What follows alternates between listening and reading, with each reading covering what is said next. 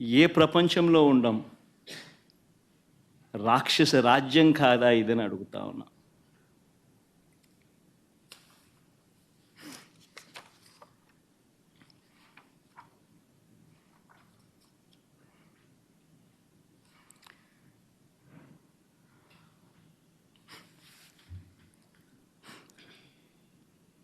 ఒకవైపునేమో నన్ను ఇలా వెళ్ళనివ్వకుండా, ఒకవైపున వైఎస్ఆర్సీపీ శ్రేణులెవరూ కూడా వెళ్ళనివ్వకుండా ఈ మాదిరిగా నోటీసులు ఒకవైపున ఇస్తూ,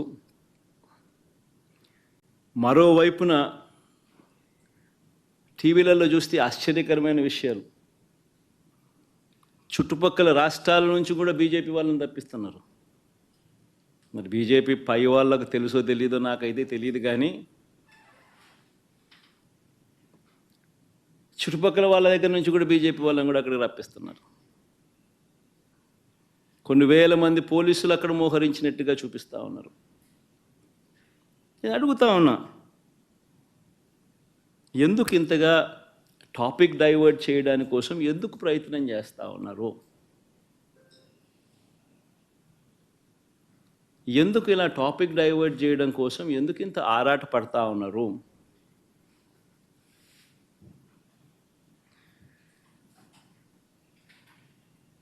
గమనించినట్లయితే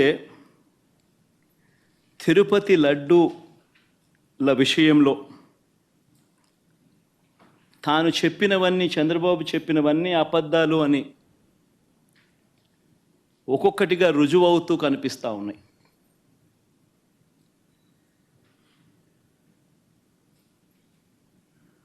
ఆ కనిపించే నేపథ్యంలో 100 రోజుల పాలన మీద టాపిక్ డైవర్ట్ చేస్తూ లడ్డూల టాపిక్ తీసుకొచ్చాడు.